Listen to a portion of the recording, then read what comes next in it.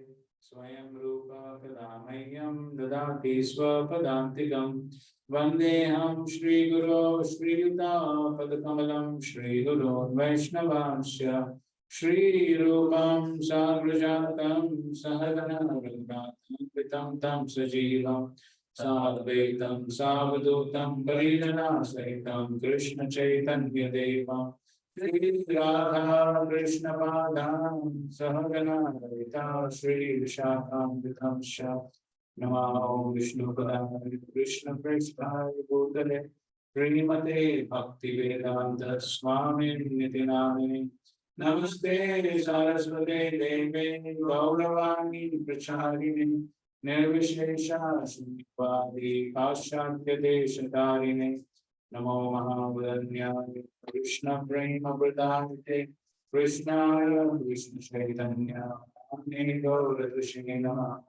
हे कृष्ण करुणा सिंधु दीनबंधो जगत्पते गोपेश गोपिकान्त राधाकान्त नमोस्तुते तप्त कांचन गौरांगी राधे वृंदावनेश्वरी वृषभानुसुते देवी प्रणमामि हरिप्रिये वाञ्छाकल्पतरुभ्यश्च कृपा सिन्धुभ्य एव च पतितानां पावनेभ्यो वैष्णवेभ्यो नमो नमः जय श्री कृष्ण चैतन्य प्रभु नित्यानंद श्री अद्वैत गदाधर श्रीवासादि गौर भक्तवृंद हरे कृष्ण कृष्ण कृष्ण हरे हरे हरे राम राम राम हरे.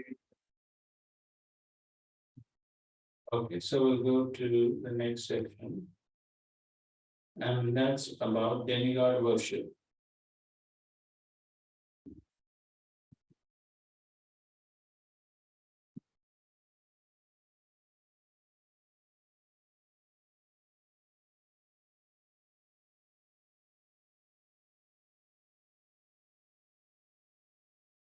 Text 20. Okay, so this is three types of people who worship the Lord indirectly have been told in the 15th verse. Which are three types of people? Ekatvena, Pritatvena Bahuda, and Vishwatomukha. So we covered which? Ekatvena and which we covered? Vishwatomukha, yes, the worshippers of the universal form. So now Pritatvena Bahuda, that is worshipping the Supreme in different forms, concocted forms. So that's basically demigod worship. Text 20. Traivedyamam somapa puta papa yajne rishva svargatim prarthayante te punyamasatya surendra lokam ashnanti divyam deva bhogam. Those who study the Vedas and read the Soma Jews seeking the heavenly planets worship me indirectly.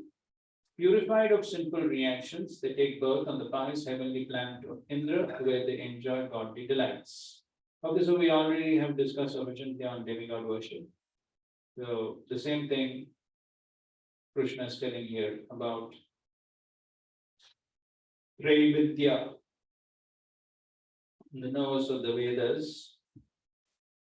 So, and they want to drink Soma juice, Somapa. But by studying the Vedas and performing Vedic sacrifices, Puta Papa, so they get purified. They get purified by performing Yajna and Swargatim Prarthayante. They go to Swarga.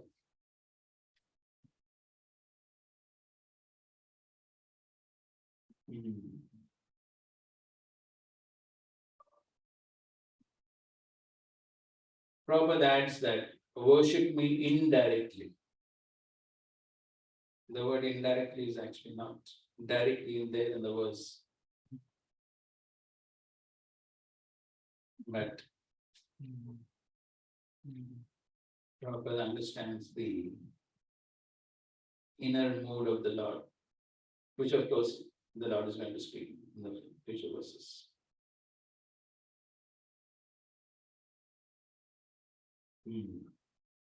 Of course, he says, Mom. They worship me, Mom. So therefore, Prabhupada writes that therefore Krishna here declares himself to be the ultimate goal for the three Vedis. So he's the ultimate goal. Actual three Vedis take shelter under the lotus feet of Krishna and engage in pure devotional service to satisfy the Lord. Unfortunately, those who are simply official students of the Vedas become more interested in offering sacrifices to the different demigods like Indra and Chandra. So we already studied in the 7th chapter, the Lord calls the demigod worshippers as Prathagyana. Why he calls them less intelligent?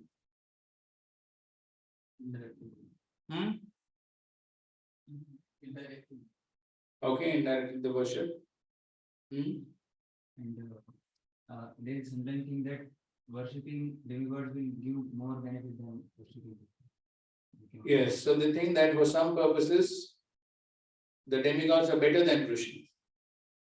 So therefore they are called as less intelligent. And so therefore here also it said that they worship Krishna, but indirectly.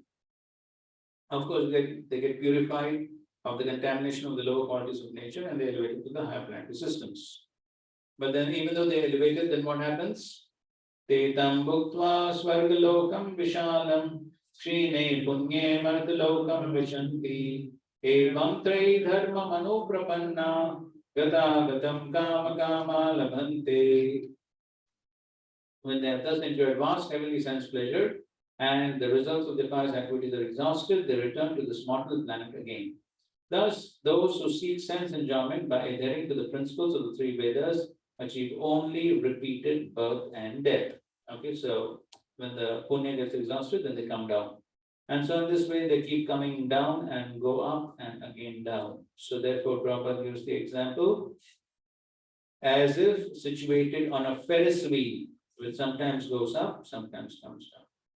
The purport is that instead of being elevated to the spiritual world from which there is no longer any possibility of coming down, one simply revolves in the cycle of birth and death on higher and lower planetary systems. Okay, so they come down when the punya is exhausted. Now, as Krishna is speaking about demigod worship, now the 22nd verse, he speaks about his pure devotees. Just to show the difference between the demigod worshippers and the pure devotees. In the last verse, Trividya Smakum. We know that 4 Vedas, but we have 3 Krishna Sama, Yajur, and Rigved is mentioned in Pratya. Yes, Sama, Yajur, and Rig. You'll find in the 17th verse also. Rig, Sama, Yajur.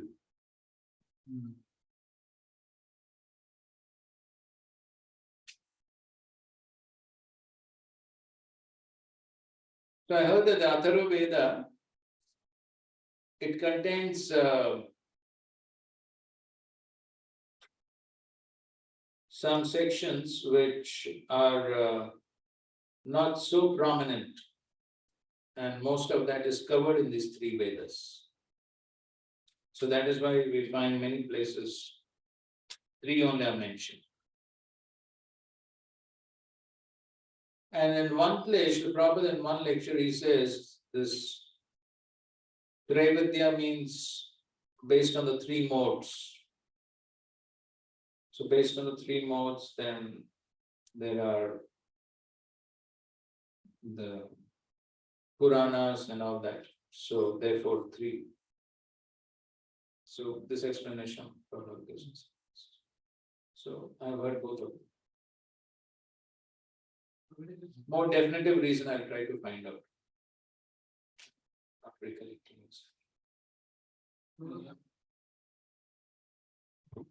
Those who study the Vedas and drink the som juice.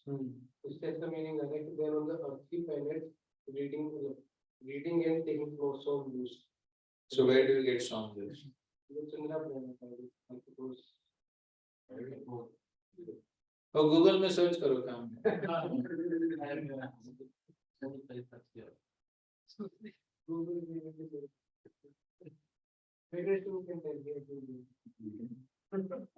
Both of you search. And you can get for everyone. ऐसा नहीं क्या है कि ये drink the som juice there. Who study Vedas and want to drink the som juice. And drink the som juice and you पढ़ाई भी कर रहे हो som juice भी पी रहे हो.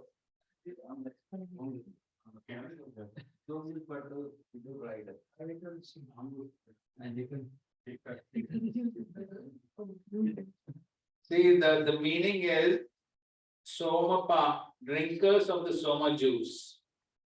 Drinkers of the Soma juice means they have been regularly drinking Soma juice. They go up, they drink, and they come down, and then again.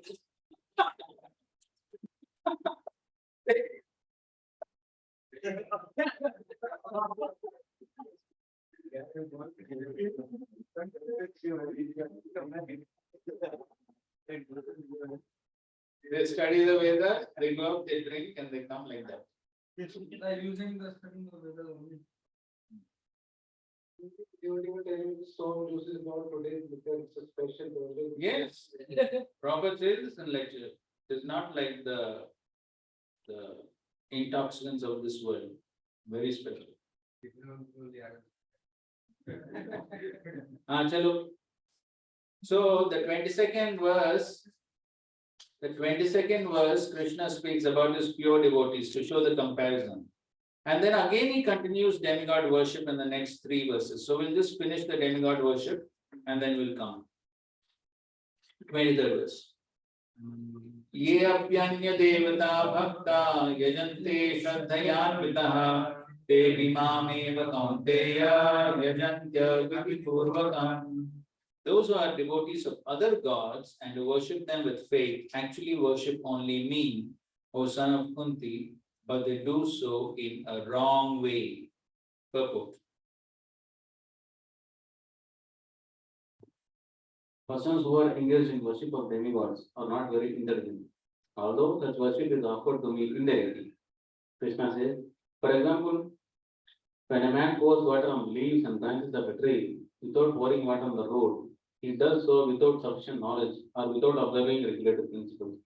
Similarly, the process of rendering services to different parts of the body is to supply food to the stomach. The demigods are so, to speak, different officers and directors in the government of the Supreme Lord. One has to follow the laws made by the government, not by the officers or the directors. Similarly, everyone needs to offer his worship to Supreme Lord only. That will automatically satisfy the different officers and the directives of the Lord. The officers and directors are engaged as representatives of the government, and to offer some bribe to the officers and directors is illegal. This is stated here as avidipurvakam. In other words, Krishna does not approve the unnecessary worship of the demigods. Okay, they're worshipping Anya Devata Bhakta Yajante Shraddhayanvita. So they're worshipping with Shraddha, the other devatas. But Krishna says, Te api mam. They're worshipping me only. But how? Avidhi purvakam. They're worshipping me, but in a wrong way, or in an indirect way, or illegal way. And we already discussed in the 7th chapter that ultimately the faith also is given by Krishna, and the benedictions which the devatas give, that also is given by Krishna. So ultimately, Krishna is only doing everything.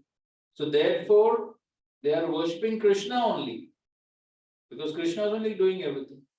But it is in a wrong way. And therefore, Prabhupada is an example of giving bribes to the officers. So the Devatas are like officers in the government of the Supreme Lord. So if somebody is worshipping them without understanding the proper relationship of the Devatas with the Supreme Lord, without understanding that proper relationship, and they consider Devatas only to be supreme and they worship, and that is worshipping in an illegal way. Okay? Because it's not required. If ultimately Krishna is giving everything, why should they worship the Devatas? Okay, and then text 24. Aham hi sarva yajnanam bhokta cha prabhureva cha natu mam avijananti tatvenartascha vantite. I am the only enjoyer and master of all sacrifices. Therefore, those who do not recognize my true transcendental nature fall down. Okay, so ultimately, the Bhokta and the Prabhu for all the yajnas is Krishna, Aham. Krishna saying, I. Aham hi sarvajnanam Bhokta cha Prabhu cha. So na tu mam abhijananti, not knowing this about me, tatvena in reality, shavanti te, they fall down. So ultimately, the enjoyer of the sacrifices is Vishnu or Krishna. So therefore, less intelligent persons, however, without knowing this fact, worship demigods for temporary benefit. Therefore, they fall down to material existence and do not achieve the desired goal of life. If, however, anyone has any material desire to be fulfilled, he had better pray for it to the Supreme Lord, although that is not pure devotion, and he will thus achieve the desired result. And 25.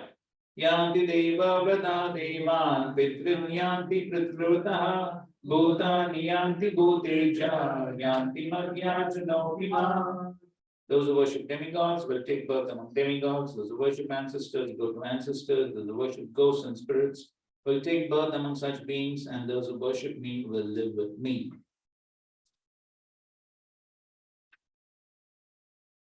So whomever one worships, one will go there.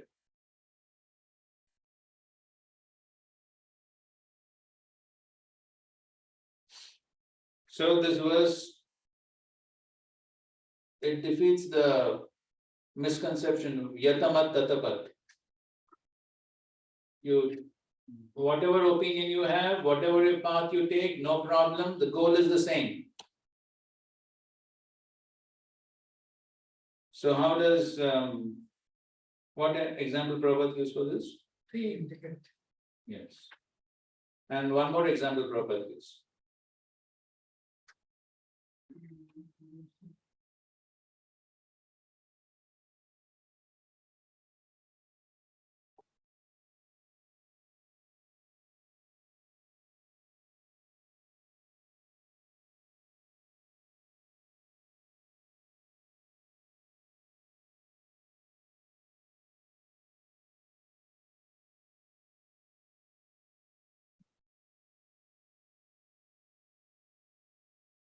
Read.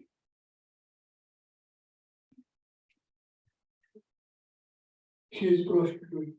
That is all Krishna says. Yanti Deva Vrata Devan. How you nonsense say that everyone goes to God? This is nonsense. You can go to Shiva, you can go to Indra, you can go. There are so many planets and you will go there. And that is reasonable. And how do you say that whatever ticket I purchase, I go to Delhi? Therefore, they are nonsense, Buddha, rascals. They do not know what is God, what is demigod, what is Lord Shiva, what is Lord Vishnu or Brahma. They do not know. If a woman says, oh, everyone is my husband, then she's a prostitute, that's all. That is another reason. Okay, so that's about demigod worship. Any questions?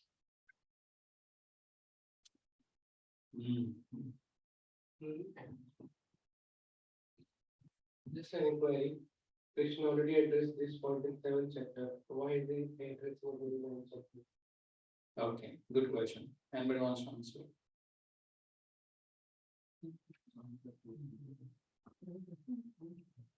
He's asking what is the question? Krishna already addressed these things in 7th chapter. Demigod worship, Alpha the Son. So why is this in the nine? I think, in this chapter, more detail he has explained and in because unallied devotional service he has to explain. He is explaining in more detail. Okay, little more details.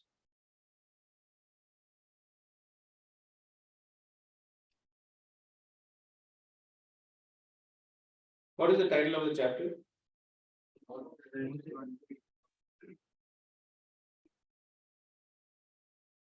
Then. Bolo. Ah.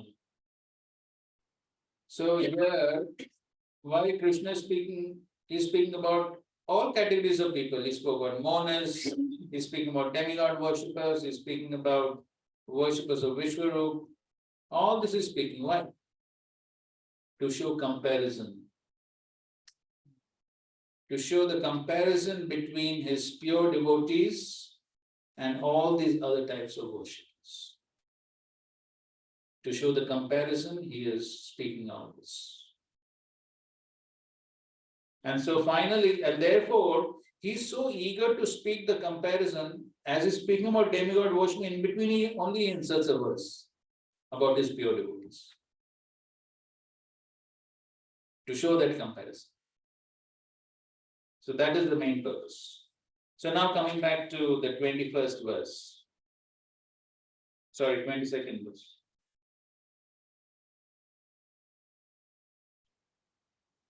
Ananyas chintayanto mam ye jana paripasate tesham nityabhidukhanam yogatrimam vahamyam.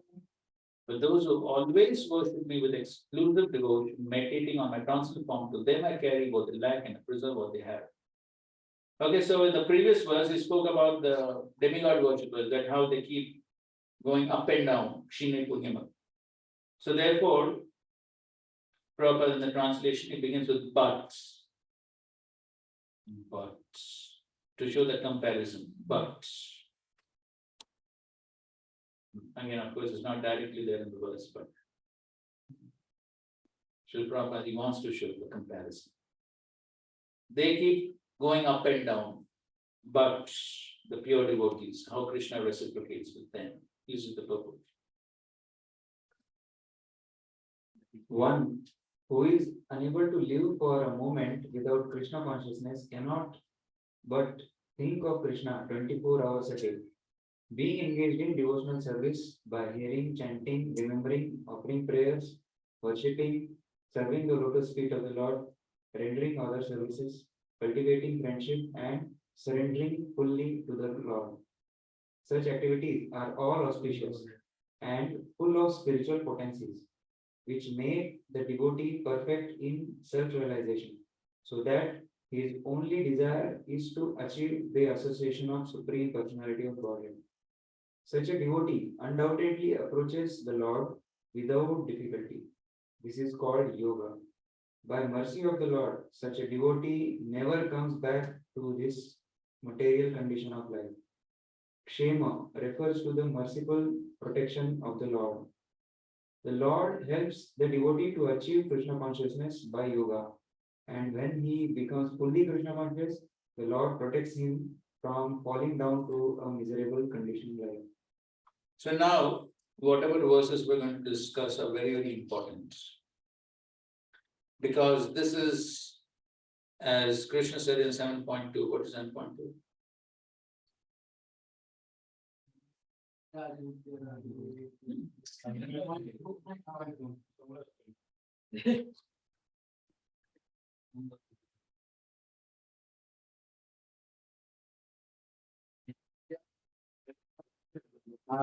Jnanam tim sa vijnanam. So what is that jnana and vijnana? Clueless knowledge, clueless knowledge. What does it mean? Madhurya Gyan and Madhurya Gyan. Jnana refers to? Gyan and Vigyan. So Gyan refers to Aishwarya Gyan and Vigyan refers to Madhurya. So Aishwarya Gyan Krishna is described. Correct? Which section? Yes, 4 to 10, 9.4 to 10. That is Aishwarya Gyan. Now he is describing Madhurya Gyan. So what is Madhurya Gyan? Krishna's relationship with his devotees. This is Madhurya Gyan. The sweet relationship of Krishna with his devotees. And that is what he is describing now. And so understanding this is very important for us as devotees, because by understanding this, then our faith in Krishna can increase. And we can understand how Krishna reciprocates with his devotees. So here, he is especially referring to those devotees who are 24 hours engaged in the service, like all of you.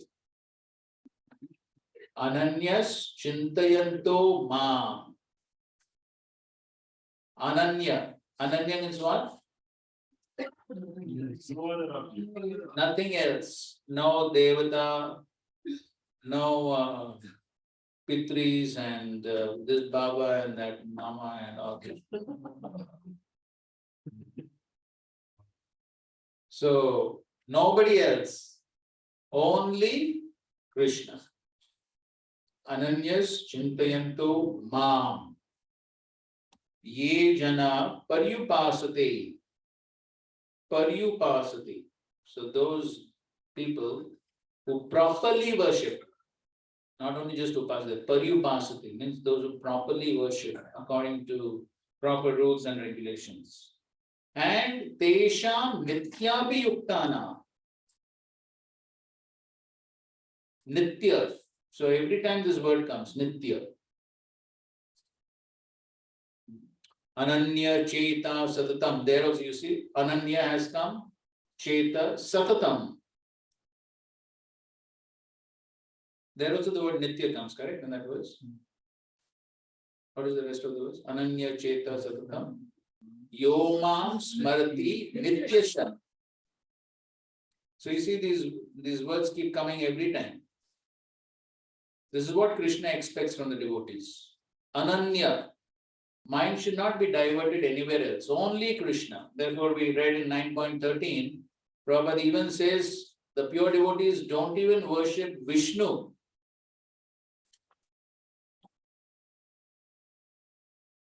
So, sometimes Prabhupada is more liberal, but then especially when it comes to, because there in 9.13 is Mahaprabhus. Now here also we'll see in the 34th verse also you'll see. So when Krishna speaks about exclusive pure devotees, Ananya Bhakti, then he says only Krishna, only two-handed Krishna, Shyam Sundar form, nothing else. So because that is actually the prayojan for the Gaudiya Vaishnavas. So no other form. So I remember when Haldar Swami Maharaj had come, somebody had asked this question. So what should be our meditation? So that we have Lord Ram and then Narsimhadev. Here we have Balaji also. So what answer Maharaj gave? Just like Gopi said. Explain more.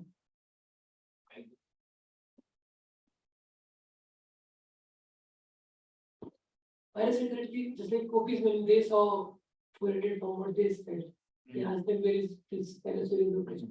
Maybe we can ask the Lord Krishna, even from them. Correct. And so, of course, about Lord Ramchandra in our ISKCON temples, he said that, okay, because there are worshippers of Lord Ram, then they get attracted to come to our temples and then they're introduced to Krishna. Of course, if they continue to worship Lord Ramchandra, nothing wrong in that. But especially as Gaudiya Vaishnavas, our prayojan is always Shyam Sundar. That is our prayojan. That's what Lord Chaitanya Mahaprabhu has come to give. And therefore, even when Lord Chaitanya Mahaprabhu he sees Jagannath, it immediately reminds him of Shyam Sundar. So therefore, and we are worshiping Lord Narasimha for what?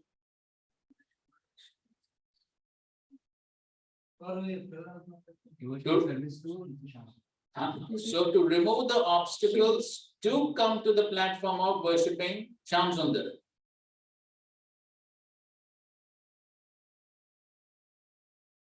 And so even when we worship Balaji, the goal has to be, of course, not much difference. But then our meditation is always on Vrindavan Chandra. That's our goal, Prayojan. So that's what Ananyas, no other goal, only one goal should be there. Ananyas Chintayanto Mam. Who's speaking here? Krishna. Two-handed Krishna is speaking. Correct? No, nobody else is speaking. Two-handed Krishna is speaking here to Arjuna. And he's saying Mam. So therefore that should be our goal. Of course, there could be some other worshippers, no problem, not a big.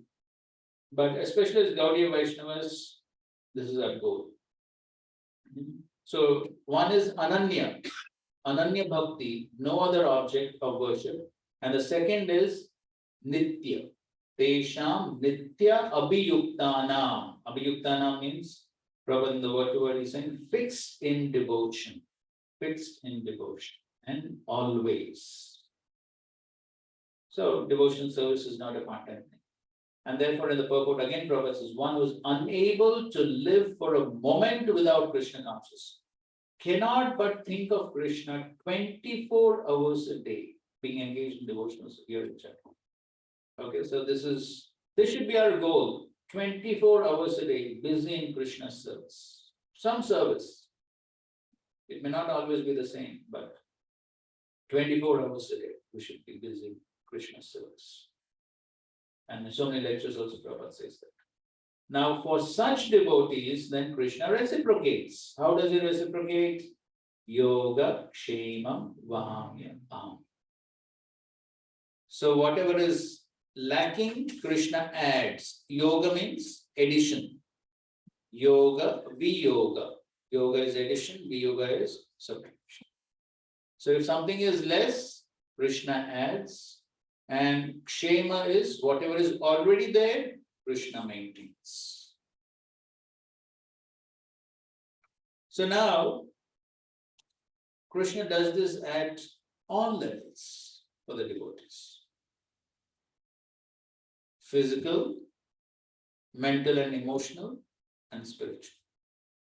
At all levels, Krishna does this yoga, kshema, bham. Okay, now let's talk about each one of them. So, physical protection. How does Krishna give physical protection? Give examples. Okay, Prahlad Maharaj. So many things, not only Pahad. But he protected in all circumstances. Okay, Prahlad Maharaj. What is the story which Srila Prabhupada gives when he speaks on this verse? Famous story.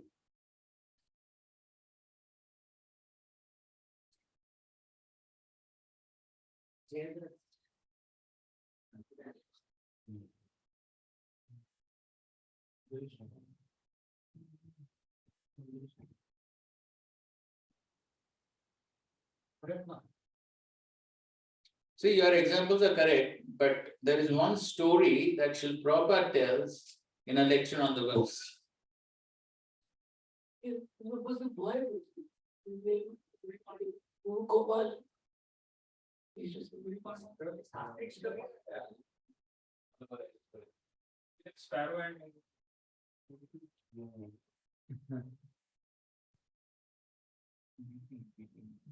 Daily maintenance.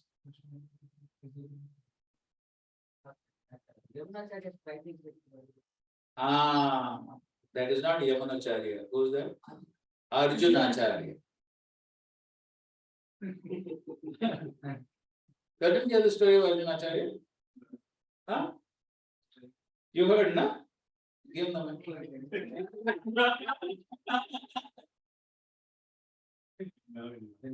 Bolo.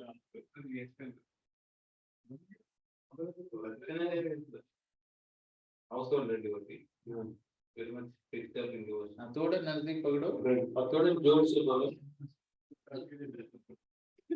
चिंता मत करो ज्यादा energy नहीं जाएगी Dinacharya is household devotee is picked up in Samadhi. So he is the daily maintenance was also very difficult. So his wife was also facing difficulty that she could not feed her husband. So exactly don't know who strikes that off. he only does He only does that. He strikes it off. why he strikes it off what he strikes off Devotion why he strikes it because he is fully fixed up, but he would not get his daily basic needs also. not exactly vahami aham so Krishna is saying I personally give so Krishna is not saying I send someone he's saying vahami aham I give so that he could not believe that how Krishna, why personally, he has so many agents, why personally he will give, that he could not believe. Then he scratched it, then what happens? Then he goes out, then two boys come, with a low complexion, blue complexion and white complexion, Krishna complexion. So they give all the grocery, informing his wife that your husband only has sent all these things. She cooked nicely for him. So when they are going back, she saw that some striking marks on her. Then Then when the husband comes back, he understands that he did a mistake there. correct. So that's how Krishna Balram came to give, to personally give. They didn't send somebody, personally they came and gave all the ingredients required for the cooking. And then Arjunacharya comes back and then, yes, and then of course, the boys say that your husband beat us and sent us here. So she's thinking, my husband is not so cruel. How could he beat you and send?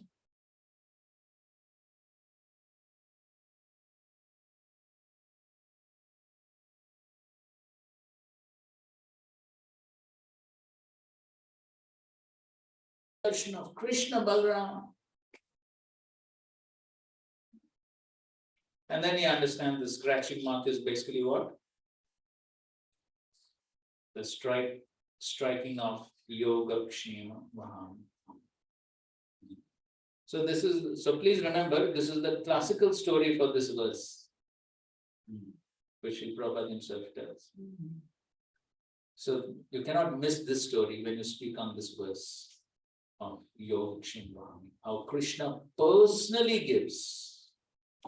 So this is an example for which type of protection? Yes, basically it is physical protection, giving the needs of the body. Okay, some more examples for physical protection. Yes, sir. He protected Draupadi when she was being. Yes, okay, protection of Draupadi. Of course, that could also, basically physical protection, could also be emotional. She was great distress. Okay. Yes, Gajendra. Haridas Thakur, how you protected? Oh, I don't know. Everybody knows, but I don't know, that's why I'm asking.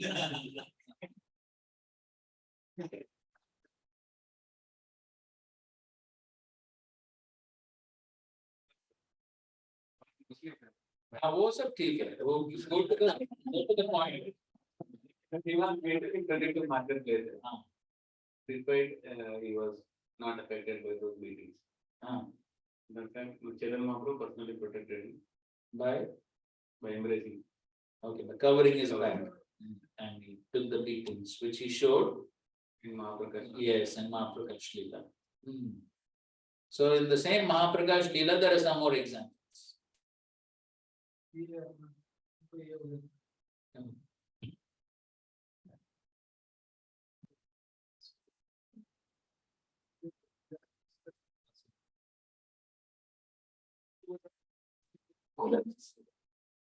Golovich Sridhar, how he protected? He was living in a hut, not only fortunately, who was, I don't know if the name, but he was living in a hut and the physical condition.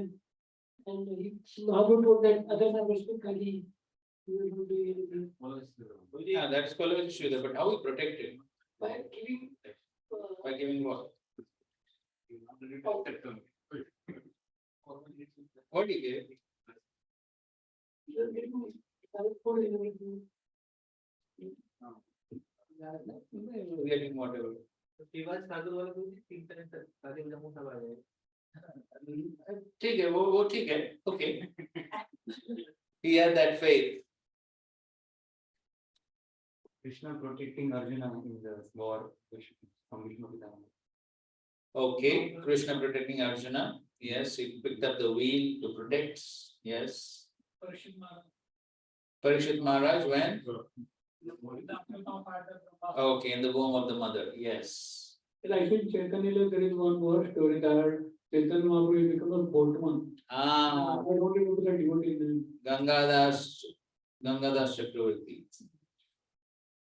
Gangadas Chakravarti, who was the teacher of Chaitanya Mahaprabhu. So this he reveals in the Mahaprakash Leela that so Gangadas Chakravarti was being chased by the Muslims, and so he and his family, his wife and children, they were fleeing from Navri, and they wanted to cross the Ganges, but there was a flood, and so there was no boatman available. And so Gangadas was in so much of anxiety that the Muslims will capture them and torture them. And at that time, a boatman comes and then rows them across the Ganga. So in the Mahaprakash Leela, Mahaprabhu is reminding him. So do you know who that boatman was? I was that boatman.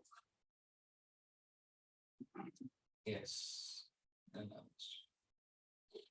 Okay, so many examples for physical protection. So the Lord protects, even physically.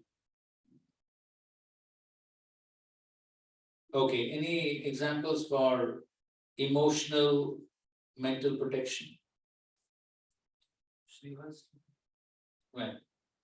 when in that Bhagavatam class, he had gone into ecstasy to the. Devanand Pandit. Then So then the students thought that he is gone, he's creating disturbance. creating disturbance, so they just take him out of the class. So then later when he reads Bhagavatam, he feels very much solace and very much joy in his heart. Correct. So this also is revealed by Mahaprabhu in the Mahaprakash Leela. So when Srivas was thrown out from that assembly onto the road, of course, at that point of time, he was in a state of ecstasy. But then when he came back to external consciousness, he found himself on the road, then he felt a little disturbed and unhappy. So at that time, Mahaprabhu descends into his consciousness and enlivens him. And Mahaprabhu reveals that. Yes, that's one. Gives up. Even Chaitanya Mahaprabhu took sannyas, he went to Jagannath Puri. Mm. So Sati Mata used to cook every day. Mm. So this Lord had promised that I will come. So every day she used to offer and see that it is missing. She was thinking that maybe because of old age I am forgetting. But then Mahaprabhu sent one of his devotees, Govinda or someone, then he told that, and he made a written list things also, that whatever things you have offered me, I have written all of them. Don't worry. And that list when Shatimata reads, he feels satisfied. I don't know what happens, but he comes personally and he is Right. like that. He feels satisfied. Okay, good. So विवाह साधन में जो उनका एकदम बेटे हो गया था तो उनकी जो इमोशनल रेट था उनकी फैमिली के लिए वो विवाह के मतलब माँ को डिस्टर्ब ना हो लेकिन फिर भी उनको बोला कि तो प्रोटेक्शन कहाँ है? वापस भी लाए और उनको उनके फैमिली एक इमोशनल सपोर्ट ठीक है, ठीक, okay. When all the Pandavas? Children were dead, and they were very morose. Hmm. That time, Lord Krishna pacified. Okay, you mean the 5 sons of Draupadi killed by Ashwatthama? Of course, then Arjuna went and captured Ashwatthama. From that on.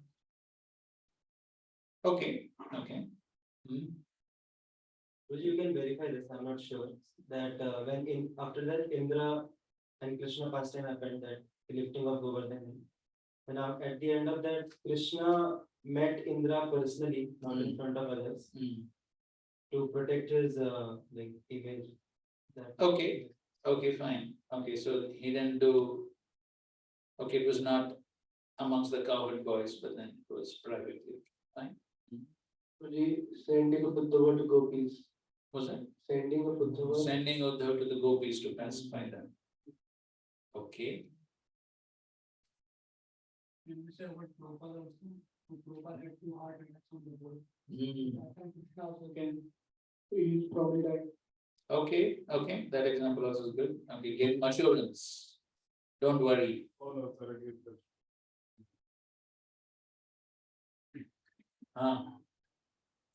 Again, when Krishna was playing with everybody, then he. Okay, He did it, and then he supported them. okay, fine. Those are of course quite elevated transcendental leaders.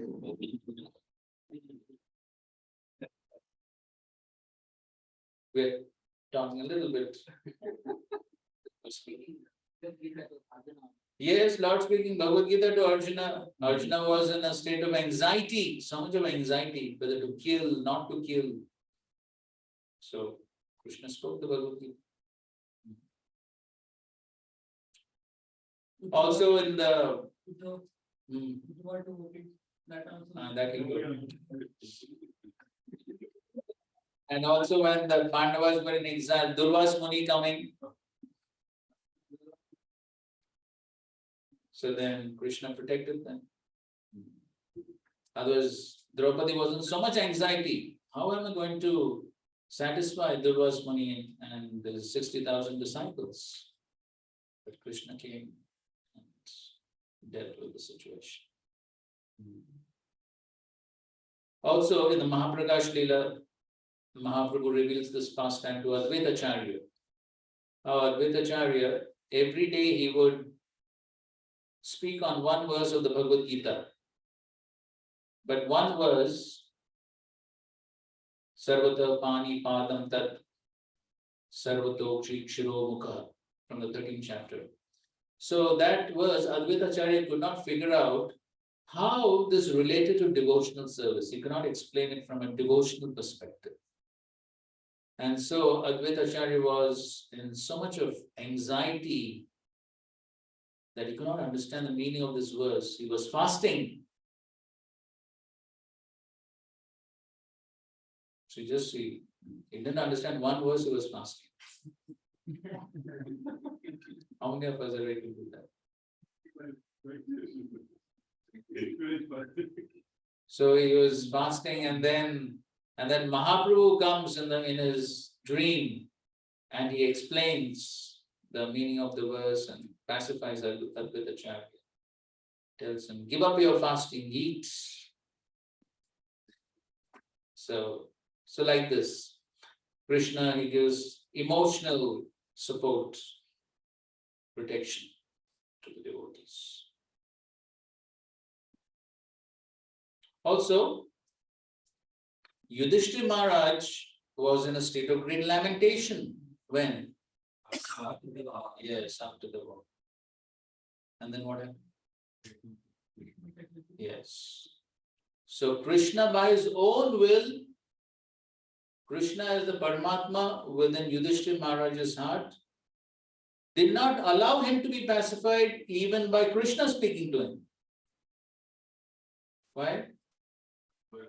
Yes, because he wanted to glorify Bhishma Dev and then he went to Bhishma Dev. And so both the things got accomplished. One thing is Yudhishthira Maharaj got pacified and Bhishma Dev got glorified. So that's another example.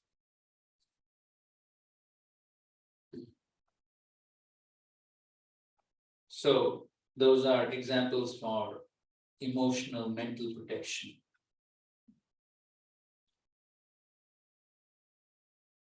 And finally, spiritual protection. Now, in this purport, we find Srila Prabhupada is especially talking about spiritual protection. As we can see here.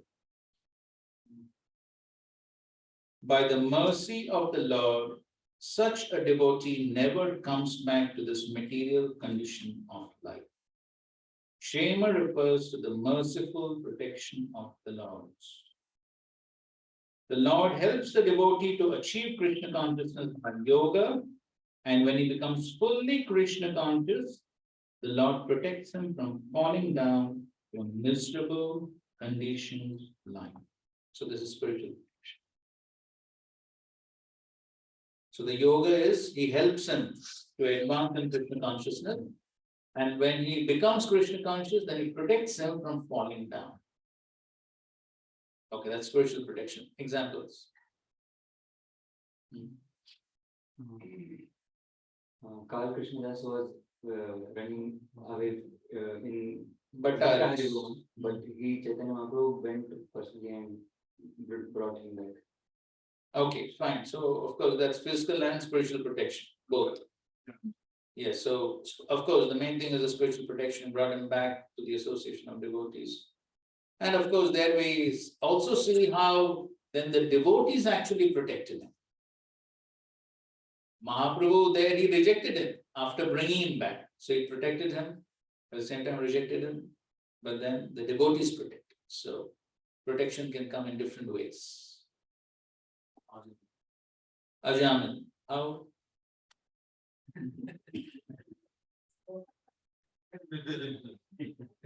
That's where the unconsciously standard Narayan. Conscious of his son, but unconsciously of Lord. But Lord took. So where is the main protection in the Ajamal pastime? No, he is supposed to go to hell. That's okay. Ah, that's the main protection. He inspired Ajamil to name his son Narayan. That is the main thing. And then he was calling Narayan so many times before death. Before death also he was calling Narayan so many times. That's what purified him. And then finally, of course, he called Narayan. But the main thing is he inspired. Prabhupada says that he inspired his son and to name his son. Okay, what else? Oh. By giving him remembrance of his past life. And then he remained in the association of devotees. Yes. So even as a deer, he was amongst the devotees, the sages. Yes. Very much. In one way, we can say Chitraketu because it was the will of the Lord that he got girls into the Mitrasur and he came as soon as possible to Lord Shankar. Correct. That was a plan of the Lord to expedite Chitraketu's going back to Godheads. So it was ultimately the Lord's pastime that he orchestrated the whole pastime. And of course, we have many lessons to learn from that, but yes, that's correct. Some more?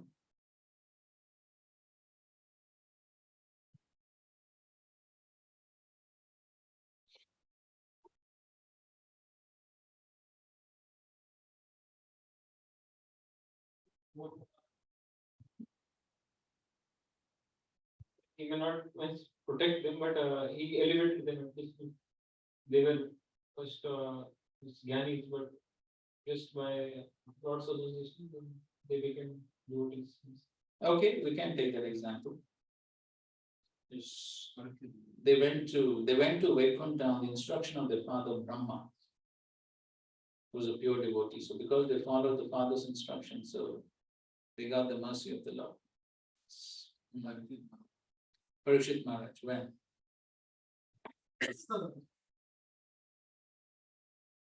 Even though it was well behaved, he don't have any anger with Brahmanas, Hmm, but he's feeling thirst. hmm. So they have to do that cleanest act of putting this so that government can come. So where's the protection?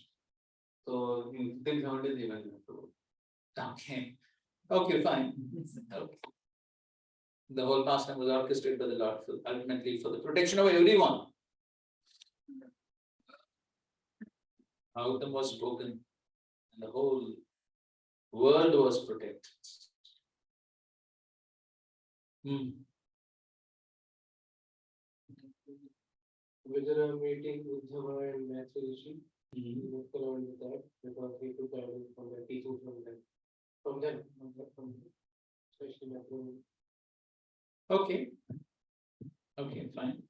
And again, Narad Muni sending Uddhava Maharaj from Narad Muni. So Krishna sending Narad Muni to Dhruva. Okay, yes. Krishna sending Narad Muni to Dhruva. Yes, by the mercy of Krishna, one gets Guru, and by the mercy of Guru, one gets Krishna. Yes. Now, you can open 1.5.19.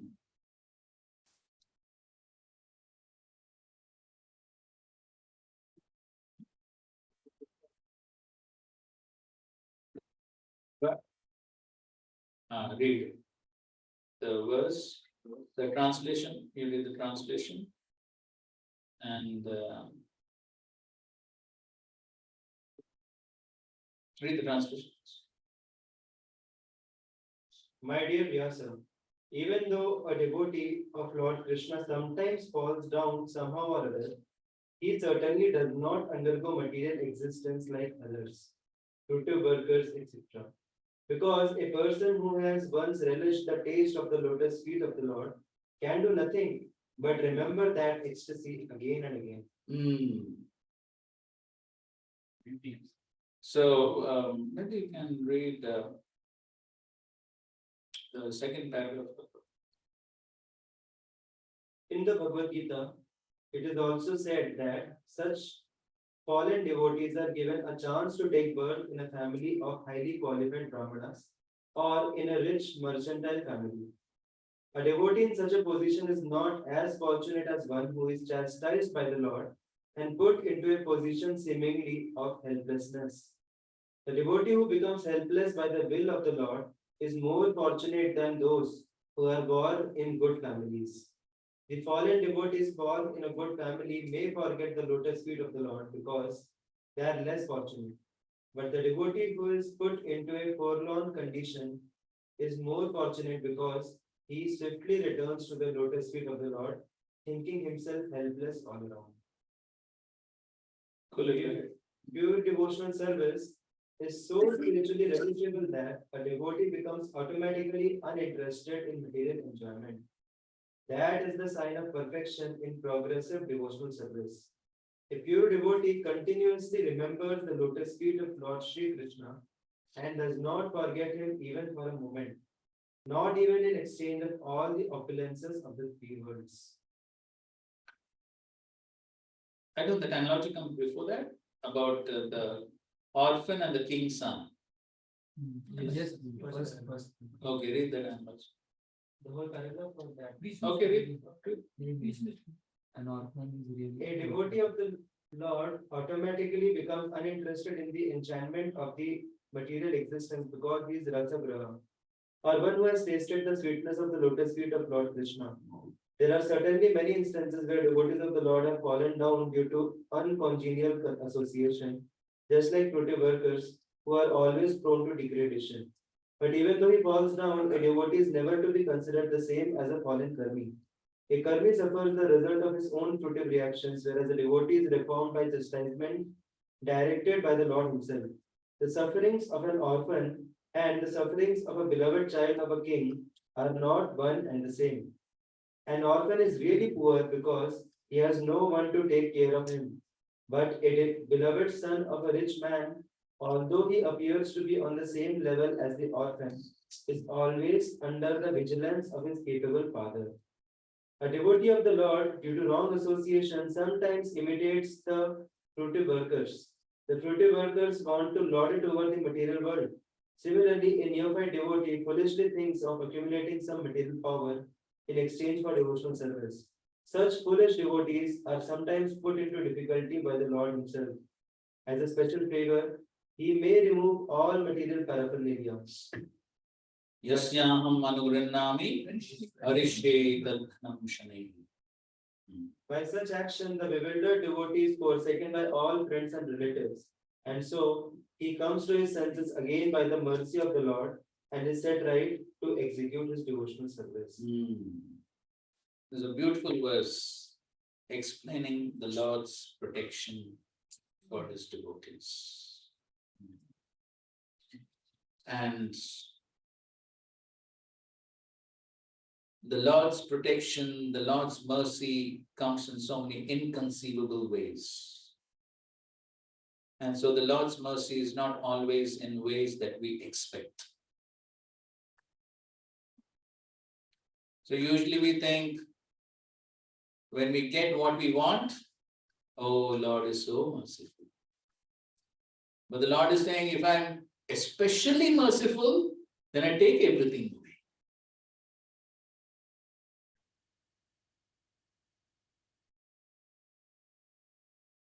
So here Narad Muni is explaining to Vyasadeva.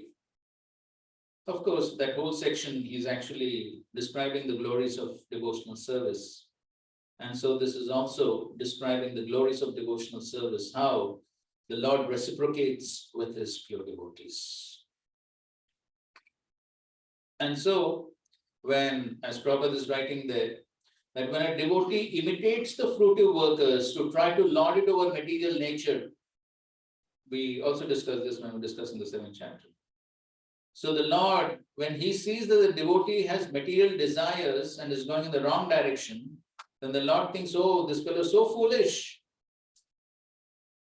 So I'll give him my Channamrit. Now, how he gives the Channamrit, that's up to him.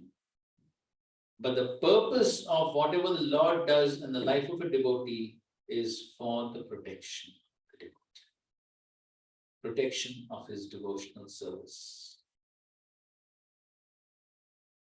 And so, and that's what Prabhupada says here. When he becomes fully Krishna conscious, the Lord protects him from falling down to a miserable condition of life. So somehow the Lord, he tries to protect the devotional service of the devotee. And sometimes that could be by giving the devotee suffering. And that suffering is for his protection, so that the devotee comes back to his senses.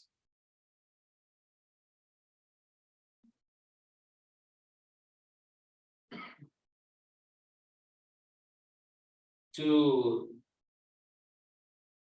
lady devotees, Mataji's, were in Russia. They attended a program, a big festival. And this was late evening time. And after the program, they had a flight that night. So after the program, devotees were requesting them, please take some prasad. They said, no, I don't take. Okay, so they said, okay, pack some prasad. So they packed quite a good quantity of prasad and they gave to these two ladies. And they boarded the flights. So, there were 3 seats in the row. So they were occupying 2 seats. There was a third seat. And I told the story before. Okay, take it, do it. So there was a third person sitting there. And so then after the flight took off, then they came to serve meals. So and usually they ask vegetarian, non-vegetarian. So this man, he ordered for a vegetarian meal, which is quite surprising in the Western world. Because, as I told you, outside India, sometimes they don't even ask veg, non-veg, they ask beef or chicken. So in any case, this man ordered a vegetarian meal, and so these Matajis were quite surprised. Oh, vegetarian. So then, so before his meal came, then these Matajis thought, because devotees always are eager to preach. So they thought, anyway, we have so much prasadam here, we are not going to take this, so let's offer some. So they asked this person, so you ordered a vegetarian meal, we have a lot of vegetarian food with us, would you like to take some vegetarian food? So the man said, no.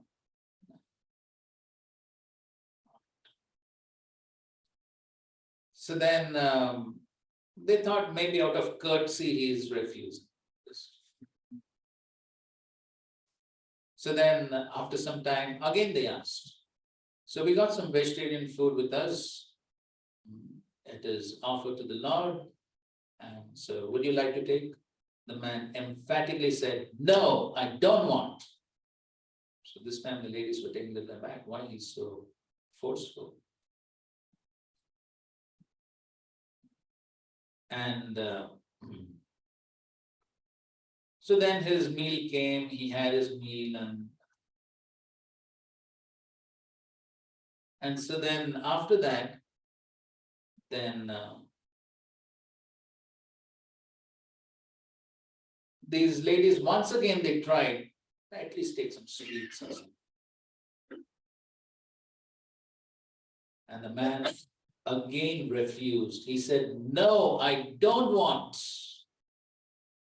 So then the ladies were curious. Oh, why? Why are you refusing? What's the problem? So the man said that actually, some months back, I was also living in the temple. In the same temple as you went to, that same temple. And then I had some quarrel with devotees, some problems, and then I left. I gave up practicing devotional service. I gave up all the principles except one, and that is meat eating. So that is one thing I'm maintaining. No meat eating. And now I went to the funeral of my father. My father had died, and I went to attend his funeral. And I didn't get any food for the past 3-4 days. The only thing I got there was salads.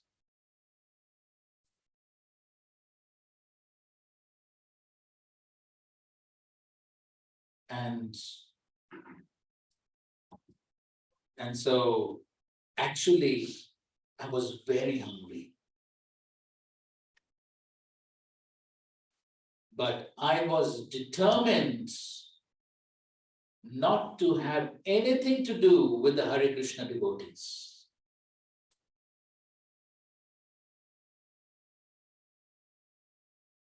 So therefore, I refused the prasadam.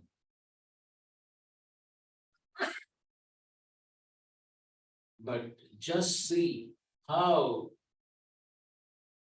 the Lord, He's constantly making arrangements to somehow remind me of Krishna.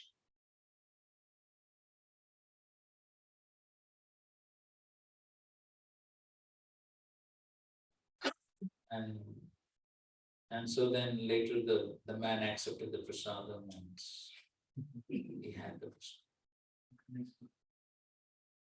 But then these two Matajis were practically in tears to see how the Lord is so eager to get the devotees back to his lotus feet and keeps on making some arrangements to somehow remind the devotee again and again. And so there are other instances also like this in the lives of devotees who try to give up Krishna consciousness. The Lord somehow comes in their lives to remind the devotee. So, and this is the protection of the Lord for his devotees. So on one hand, the devotee also finds it very difficult because he has once tasted the Amrita. He has tasted the nectar of the lotus feet of the Lord. It's very difficult for him to forget. He keeps remembering that again and again and again. And at the same time, the Lord also makes arrangements, different arrangements, to remind the devotee.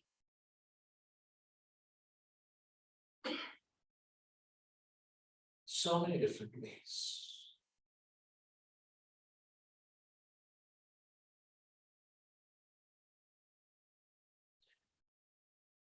I don't know if I told this before, but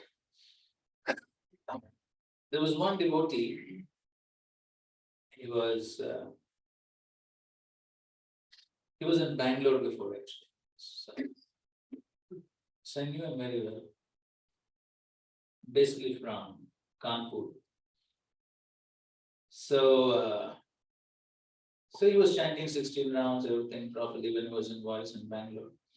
And then he got a job in Gurgaon. And then I lost contact with him, but maybe once before I met. But in any case, he had become quite slack in his devotional practices. So then, once I was in Punjabi Bagh, Delhi,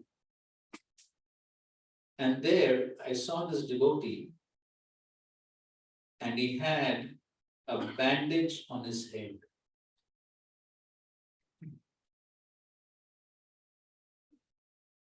And I saw him, and I was happy to meet him. I was wondering what is the bandage on the head. So I asked him what happened. So then he told, so he was traveling in a train from Delhi to Kanpur. And then on the way, close to Kanpur, there's one station named Punky.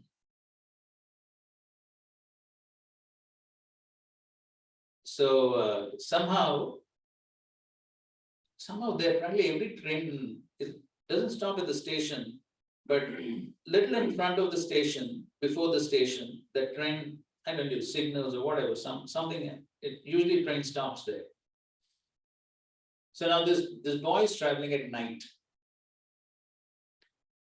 So then, because he was to get down at Kanpur, which is just a little distance away, so he was getting ready to get down.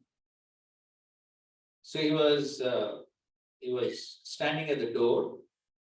The door was open, the train door was open. He was standing at the door with his luggage, which included a laptop, and he was waiting. Now the train stopped over there. It's not at the station, it's before the station.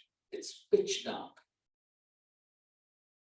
And all of a sudden, some 2-3 people came. They snatched his laptop and they fled.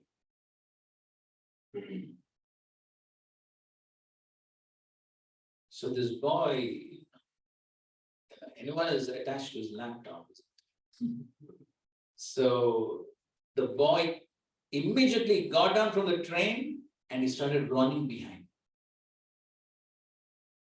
And so these men, they were going inside, pitch dark, it's a dark place. This boy is running behind. And so finally these men came to their place, which is a gang of thieves. And this boy is alone, and there's a gang of thieves there. So the boy said, give the laptop. They said, what else you have?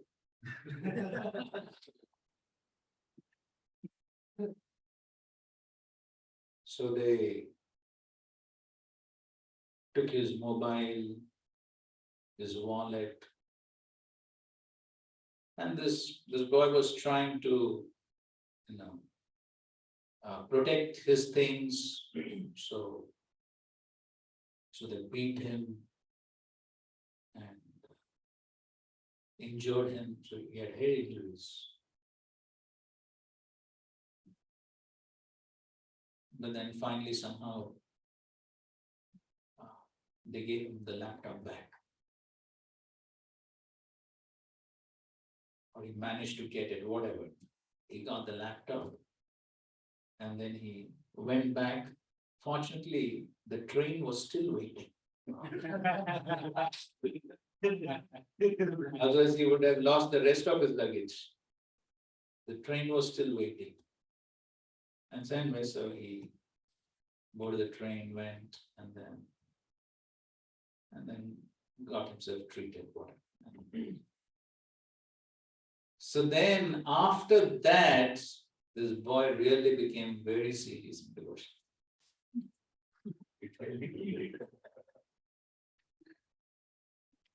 This boy was becoming so slack after this incident.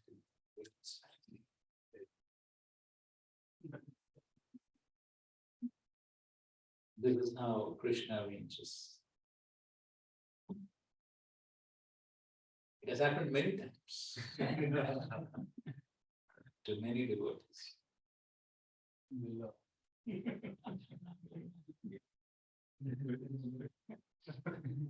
It seems you have some experience.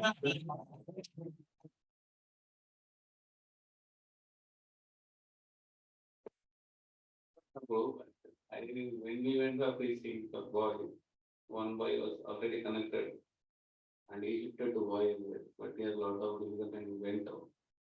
And he came to the college there. So purposefully, whenever we go for college, purposefully neglect us. Which college? Trichy college. Trichy. That time, so somehow he used to come at the end of the lecture, he comes for prasad and without any notice, he would run. So we were just worried and how he is coming only for prasad. Every time he comes, for all the programs he comes only for prasad and he goes there. Then we go and tell we have a program. And at the end he reveal, I don't know what are the programs you have. First you call for Sankalpa, you call for Spurti. But I just I'm pretending that I was not knowing anything. So forcefully I used to sit in the Sankalpa camp. But I come only for Krishna because in the hostel it is not good. I came to this college thinking that your voice is not there. But still, so he later shifted. Oh, fine. Right. So yes. So that's the merciful protection of the Lord. How the Lord protects when He sees that somebody is actually becoming slack in the practice of devotional service. The Lord makes arrangements to make one serious. Usually it is by giving difficulties. So if we don't voluntarily surrender, then Krishna will force us. And then one has to go through one has to take the bitter pill, as this. So we have a choice, either to voluntarily surrender or face the consequences.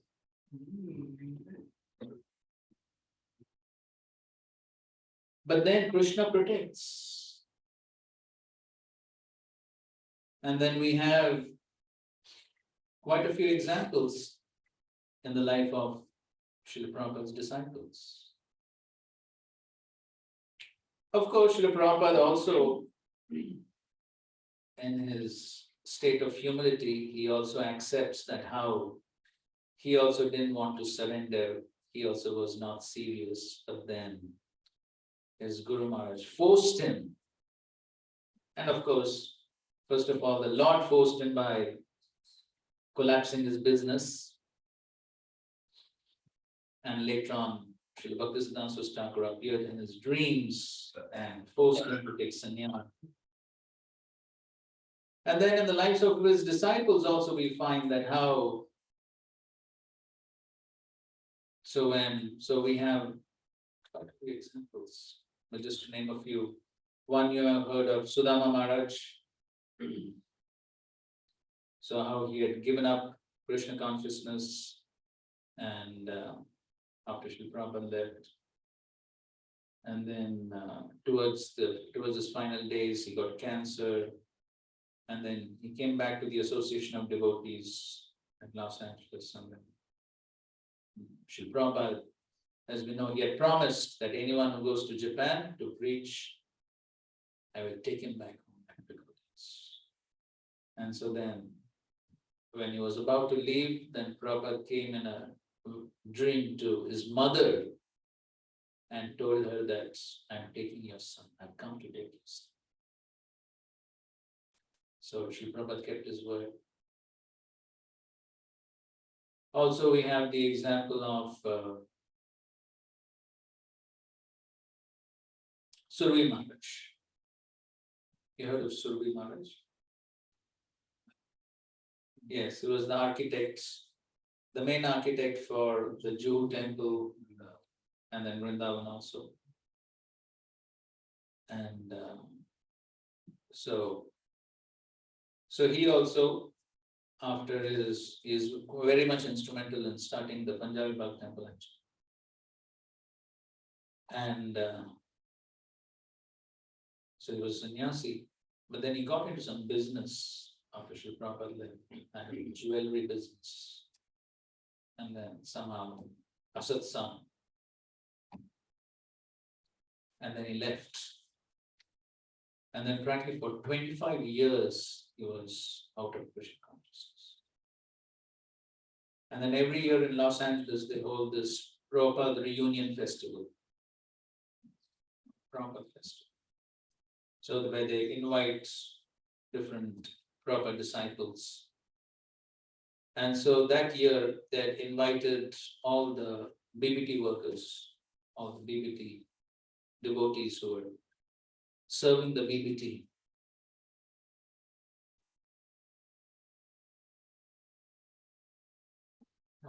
Okay.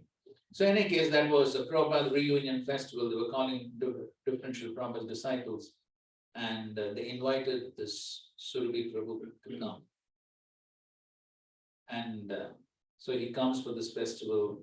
He narrates this whole pastime of how he met Srila Prabhupada. Very interesting story. How he had gone to India for studying architecture of Hindu temples. And then he came to the Hare Krishna temple, which was of course just a building, an apartment in a building, Akash. So anyway, so then he came to that festival that was in 2014. And in 2015, so 2015 was the 40th anniversary of the opening of Krishna Balram temple. Correct, 75 years open. So then they invited him for that. So he came to Vrindavan, and then that was 2015. And so he came for the festival, and then he stayed around in India for some time. And then in 2016, once again, he came to Vrindavan. And then Krishna took him.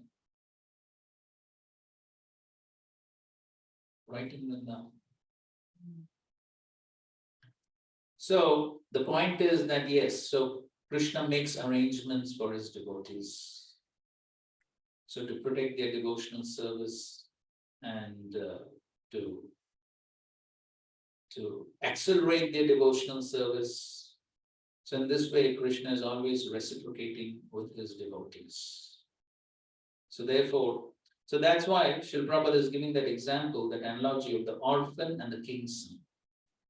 So the orphan has nobody to take care. So all the materialistic people are like orphans. Therefore, Prabhupada also gave the example of Anath and Sanath. And he gives the example of, yes, the dogs. Yes, the street dog and the pet dog with the collar. So, so yes. So for the devotees, then the devotee's position is like a king's son. So even though sometimes the king may chastise the son, punish the son, but everything is happening under his supervision. So that is the position of the devotee. So the devotee is always under the Lord's supervision. Whatever happens in his life, it is Krishna who is orchestrating everything that is happening in a devotee's life. And therefore, as devotees, we should be convinced of this, that whatever is happening in my life or others' life, Krishna is orchestrating. Having this faith is very. And so when we have this faith, then when devotees go through challenges, reversals, difficulties, then as individual devotees, if it happens with us, then we have to think, why is this happening? What does Krishna want to teach me through this? Rather than usually the tendency is to go into a blaming mode and grumbling mode. But then the intelligent thing is, Krishna has orchestrated this in my life. What does Krishna want me to learn through this incident? Definitely, Krishna wants me to learn something and improve. So that's how we should look at it. And then we can grow. We can grow in our Krishna consciousness through the challenging times. We have this right attitude and the right vision and the right perception. So that's important too. So this is Krishna's protection for his devotees.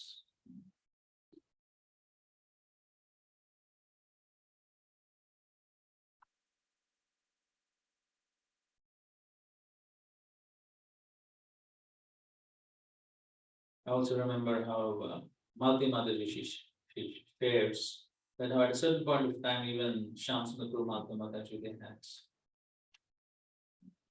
sort of gone away from association, and he became busy with some business. And then she tells how then once they came, I suppose it was New Vrindavan, and she was having darshan of Srila Prabhupada, and Srila Prabhupada actually spoke to her from the deity. Come back.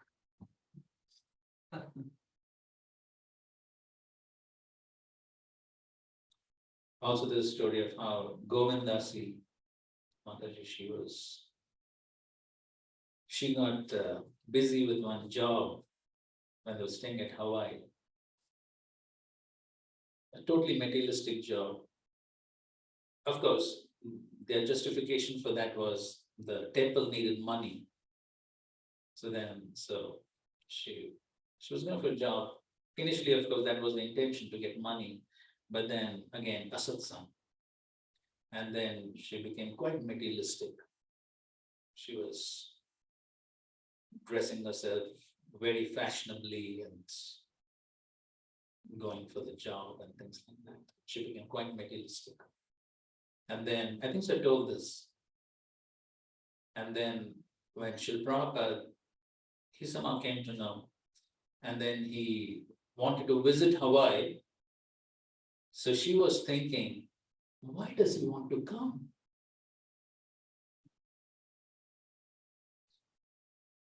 Then I'll have to cook for him, take care of him. I don't have time. So that was her consciousness. But Srila Prabhupada knew, Prabhupada is, he knows everything. So even though they didn't invite him, Prabhupada said, I'm coming. Because he knew these people require treatment.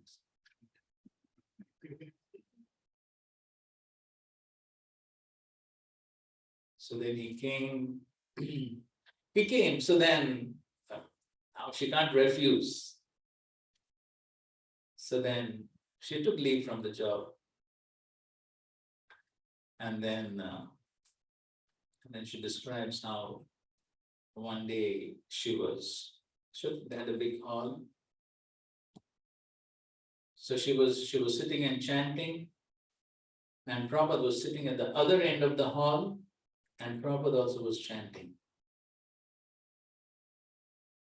But this is something which is beyond our imagination or understanding how these things work. But just by sitting over there, Srila Prabhupada sent such strong messages to this lady. So without saying a single word, we really don't know what exactly transpired between the two. But just that Srila Prabhupada sitting there, and we don't know exactly what was the mood or the facial expression or what was exactly happening. But she got such a powerful message that you are doing nonsense. That is the message she got. So, very amazing. But then she actually, I think so she says she actually burst into tears. And she understood the mistake.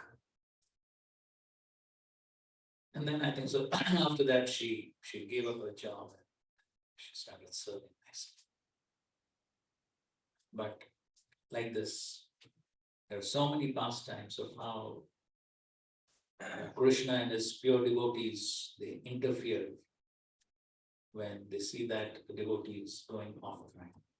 So this is the protection of the Lord and his devotees. Once one has practiced serious devotional service, then they're always watching, just like the parents are always watching over the children. Similarly, Supreme Lord and the pure devotees are always watching. And if they see somebody is going too much off track, then they take steps to bring the person on track. It has happened. And anyone who has been there in devotional service for some time definitely experiences this. So this is all the reciprocation of the Lord with his devotees. And so therefore, we have to be grateful that how the Lord is so merciful to his devotees, how he takes care of his devotees at all levels, physical, emotional, spiritual, at all levels. So who is there to take care like this? So therefore, in the previous verses we read, Krishna himself is saying, I'm the father, I'm the mother, I'm the grandfather, I'm Suril, I'm the best well-wishing friends.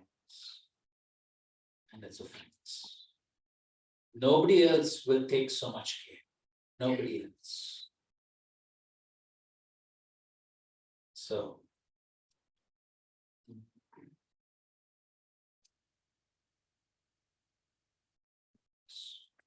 okay, fine. Let's read a commentary on the verse.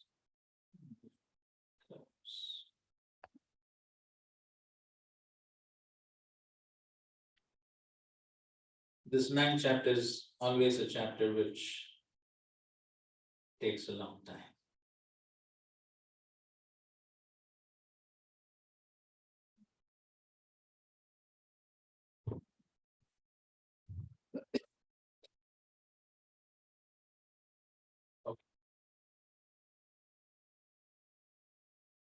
The other hand, the Yes, so you see, on the other hand. So he's comparing. The previous verse is demigods. So demigods, it's all based on their punya. On the basis of their punya, they go to the heavenly planets. Punya is exhausted, they're out. So that is what happens with the demigod worship. On the other hand. The happiness of my Ananya Bhaktas is given by me. It is not obtained by five facts. They are at all times Nitya, well versed in matters concerning me, Abhiyuktana, and are always ignorant of all others. For the same can mean that they constantly desire to be in my association. For such persons, I take care of the retainment of wealth, yoga, and their maintenance, Srimam. Though they do not expect the thing, it would be unsuitable for the Lord simply to say that he performed these acts. Thus the word Vahami means carry the thing. The use of the word Vahami indicates that the Lord bears the burden of maintaining their bodies in the manner that the householder takes the responsibility for maintaining his own wife and children. Thus, one should not say that, like others, their attainment or preservation of bodily needs is due to The karma. their karma. Continued. Still, since you are Atmaram, enjoying within, and indifferent to all things as the Supreme Lord, where is the question of you bearing this responsibility? Because my Ananya devotee has no karma due to lack of desire, nishkarmayam, his happiness is given by me. Though I am indifferent to all else, I have great affection for my devotee. This is the cause. One should also not say that in giving the burden of their maintenance to their worshipable Lord, the devotees show lack of prema. Rather, in fact, they do not give to me that burden. Rather, I, by my own will, accept it. It should also be understood that I am not bearing it as a duty in the manner that I create and maintain the universe by my will alone. Rather, being attached to my devotees, I take the greatest pleasure in taking care of their needs, like carrying the weight of one's lover. So here, the question is raised, so Krishna is Atmaram. Why he has to bother about taking care of devotees and all that? What is the need? Is he going to get something out of it? He is Atmaram, he's self-sufficient. So then he's explaining. So, because my Ananya devotee has no karma due to lack of desire.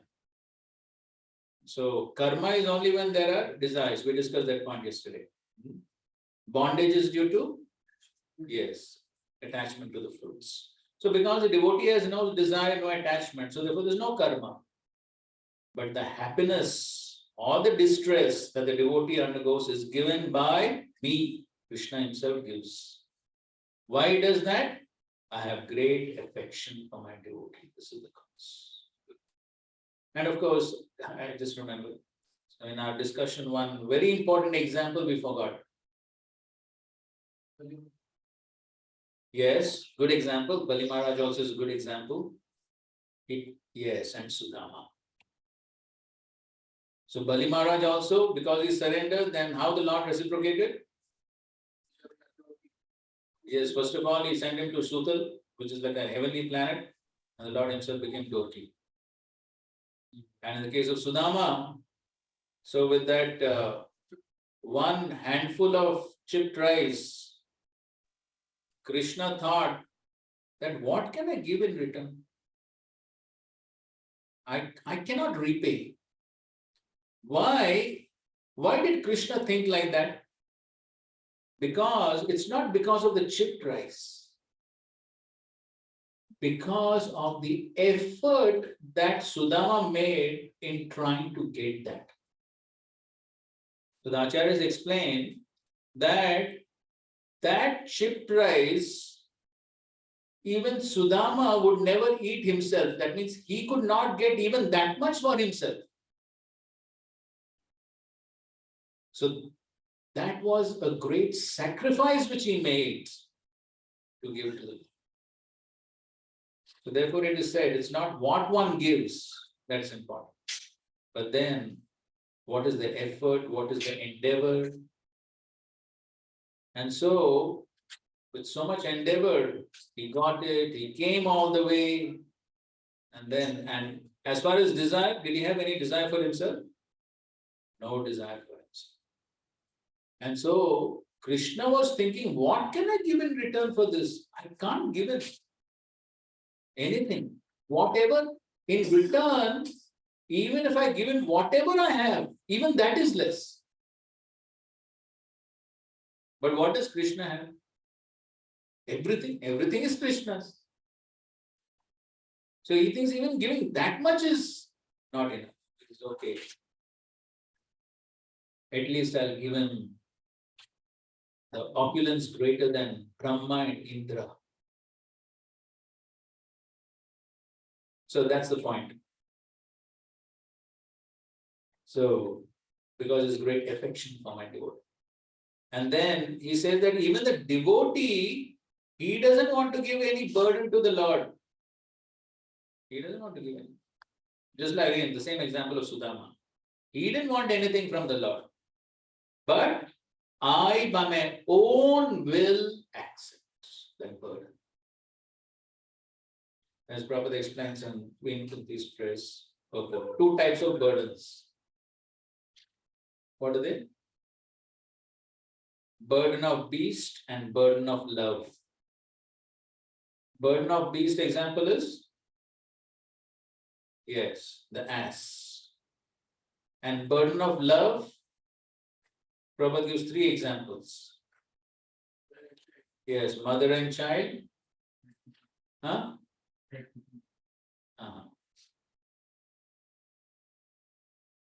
Then second example is the businessman and his money. So the money for the businessman is a burden. Why? Yes, is to maintain and take care of it. But at the same time, if he does not have the burden,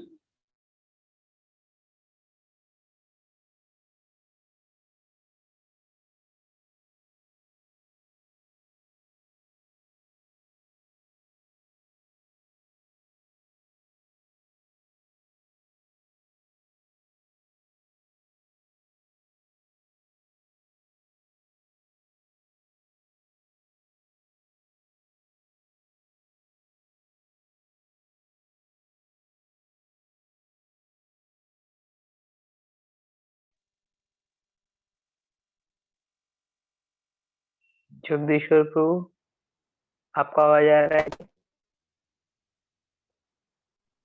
नहीं आ रहा।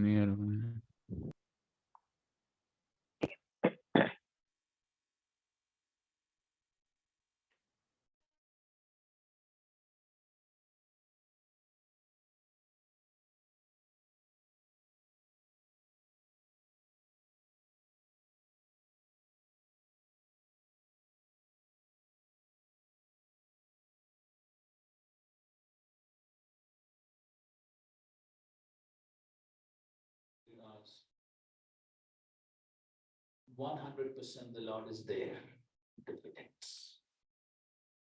In this verse, Krishna mentions as Ananya Chaitanya, like that those who are with exclusive devotion. So my question is this process of Vahamiyam applicable for pure devotees only or mixed devotees, like he's mentioning himself?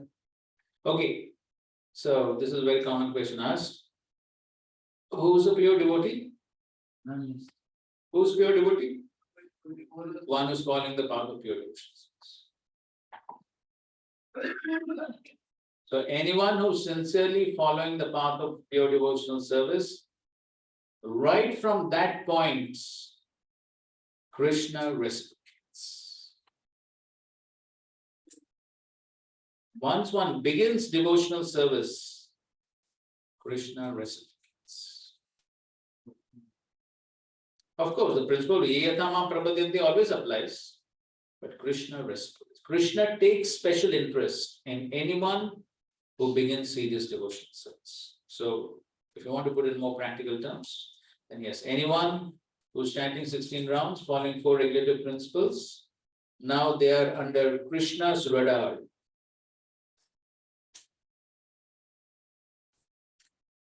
Be convinced of it. So then Krishna is going to take special care, special interests. Okay, one last question before we end. It's a very commonly asked question. And it's a very subjective question. Like one devotee is there, like we heard in the past time of Bharat Maharaj. Like when something happens, he thinks, look, he deviates, then he second time deviates, third time deviates, 30th time he's out of the ashram. Am I right? तो घंटी पहले नहीं बजती थी first time में हो गया तो शिवा सेवा एग्जांपल टू एग्जांपल समझा रहे थे क्लास में ऐसा करके Bhagavatam class I get happened one year ago Rishabh Bharat Maharaj passed away somewhere. So why Krishna doesn't it's a subjective question, maybe that was a good question for him. So why Krishna let break relative principles, or why he didn't help them to stop at the first point where they waited, second, third? Why him? Look, he was just observing till 30th and he went out of the ashram. Subjective question again. So many things are involved, but still, what's stopping? Okay, so the first point is Krishna knows best what is best for that devotee. This is the first point. Secondly,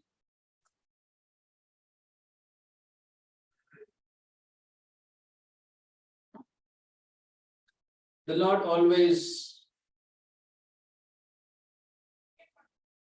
tries to give inspiration from within. So,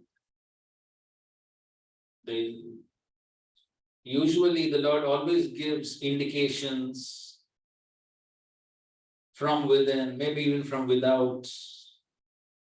He gives. So he tries to bring, rather than throwing the devotee out in the first place. So then the Lord actually makes arrangements by which he comes back to his senses. It's a fact. The Lord again and again tries through different ways.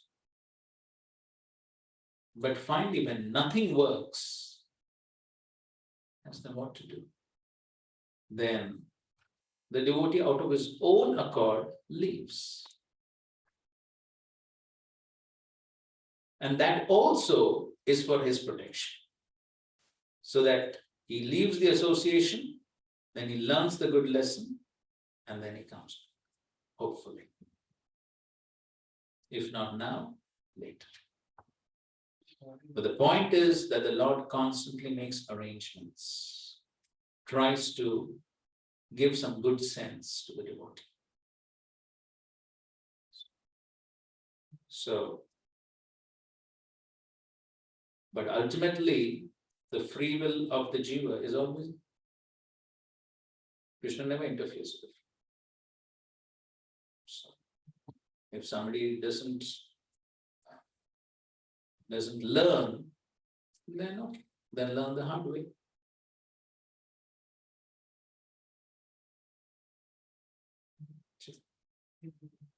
Okay, thank you very much. Srila Prabhupada ki jai, Srimad Bhagavad Gita ki jai, Samved Gaur Bhakta Vrinda ki jai. Hare Krishna, Krishna Krishna, Hare Hare Rama, Hare Rama. Okay, so we will continue tomorrow for the last section of this chapter, which again is very important. So please do come for this last section of the 9th chapter. We'll try to finish it in the first half, and the next half we will begin the 10th chapter. All right.